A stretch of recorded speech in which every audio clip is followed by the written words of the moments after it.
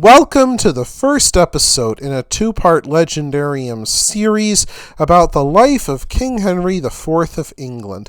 In the comments section, please let me know whether or not you think Henry IV was justified in taking the throne. Henry was born in April 1366 at Bolingbroke Castle in Lincolnshire, the son of John of Gaunt himself, the son of Edward III, King of England. Unfortunately, Edward III lived out his eldest son, Edward the Black Prince, by 1 year. That meant the succession skipped 4 of Edward's brothers, including John of Gaunt, and passed to the Black Prince's 9-year-old son, Richard II. John of Gaunt himself became a powerful but unpopular figure because he kept Parliament from removing corrupt nobles who took power during Edward's declining years. As a boy, young Henry received the title Earl of Derby, the first of many he acquired over his career. Young Henry had a typical upbringing for a medieval noble. He learned how to fight in tournaments, appreciate court literature, and understand church law. He also had a taste for adventure, leaving England twice to fight against pagans in Lithuania as part of the long-running Northern Crusades. Henry married Mary of Bohun on February 5, 1381, but she died during childbirth 13 years later. The couple's most famous son became Henry, the future Henry V, born on September 16, 1387. By that time, Henry of Bolingbroke had become one of the leading barons in England and joined a group of disgruntled fellow noblemen. They objected to the king's rank favoritism towards Robert de Vere, Earl of Oxford. Richard II made the hugely unpopular de Vere into the Duke of Ireland during December 1387. The dissatisfied barons defeated de Vere and his armed retinue at the Battle of Radcot Bridge near Oxford. Henry then became one of the 5 Lords Appellant who called the Merciless Parliament to take power away from the still young Richard II and to help the king's favourites lose 8 pounds from the neck up in the time it took to swing an axe. 10 years later, the older but not much wiser Richard II rounded up the conspirators and ordered them executed or exiled. At first, it seemed that Henry survived the king's purge. However, Richard II engineered a quarrel between Bolingbroke and Thomas Mowbray, Duke of Norfolk, the 2 surviving Lords Appellant. Under royal law, the 2 dukes faced each other in a medieval joust at Coventry during September 1398, with a huge crowd waiting expectantly to witness the finale of an event rich in pageantry. The king stepped forward, flung down his ceremonial mace, and forbade the 2 from fighting. Richard II then exiled Mowbray for life and his cousin Bolingbroke for he went off to Paris, and his eldest son Henry of Monmouth, then 12 years old, became a resident himself. It seems that Henry of Monmouth became quite fond of Richard II, much to the annoyance and dismay of his exiled father. Yet things changed drastically on February 3rd, 1399, when John of Gaunt died, and so Henry became Duke of Lancaster, and now Henry had an excuse to return to England. Instead, Richard II extended Henry's exile from 10 years to life so that he could seize the Lancaster duchy for himself. An infuriated Henry set off from Boulogne and landed at Spurn Head in northeastern England with a small army, perhaps only 300 men. He then marched south to press his claim during summer 1399.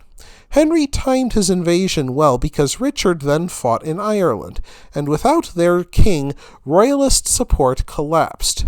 Because of his odd choice of court companions and a lack of appetite for war with France, which enriched the barons, Richard II had never been that popular with the ruling class. Even worse, he failed to produce a male heir, which could well mean civil war when he died. In August 1399, Richard returned from Ireland, and the rebels enticed him out of hiding at Conway Castle in Wales. Henry then imprisoned Richard II in the Tower of London. The following month, Parliament welcomed Henry IV as king with cries of "Yes! Yes!" Henry IV ordered them to shout it again, for the first round had not been enough for them. On September 29, 1399, Henry forced Richard II to sign his own abdication. The next day, Parliament officially nominated Henry as Richard's successor, and so Henry Bolingbroke was crowned King Henry IV of England on October 13, 1399. To this day, it is not known for certain if Henry IV intended from the beginning to seize the throne, if he originally wanted to reclaim his duchy, or if he simply realized he had the opportunity and he best take it. Yet Henry IV remained anxious over the fact that he usurped the throne, which meant that anybody could steal it just as he stole it.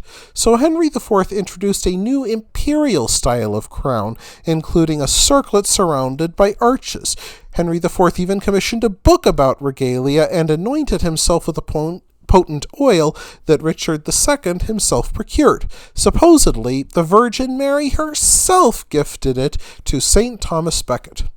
However, in a curious and worrying incident, the king dropped the gold coin that newly crowned monarchs ceremoniously offered to God.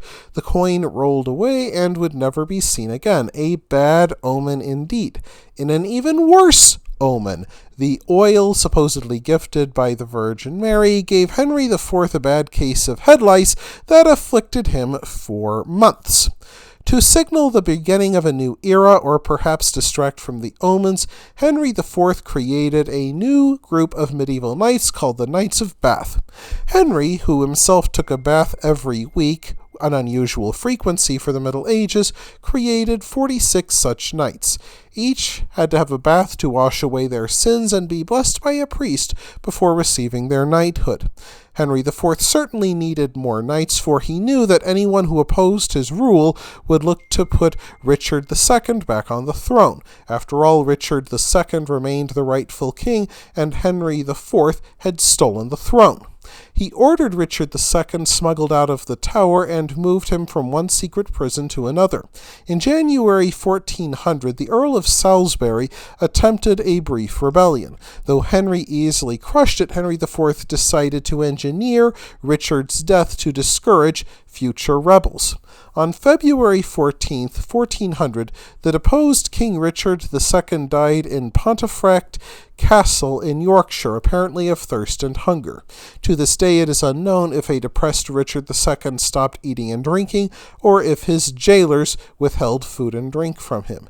Henry IV put the corpse of Richard II on display in the Tower of London, in case any of his enemies thought since the former king also had no wounds, it would remove suspicion that Henry IV murdered him. Yet Henry IV remained a usurper. He stole the throne, and anybody else had just as much right to steal it from him. Can he hold on to the crown? We will find out in the next episode. That wraps things up for this episode of The Legendarium. I hope you enjoyed it. If you did, press like. If you want to see more, press subscribe. And if you've got anything to say, let me know in the comments section. Thanks again for joining me, and I hope that you have a great rest of the day.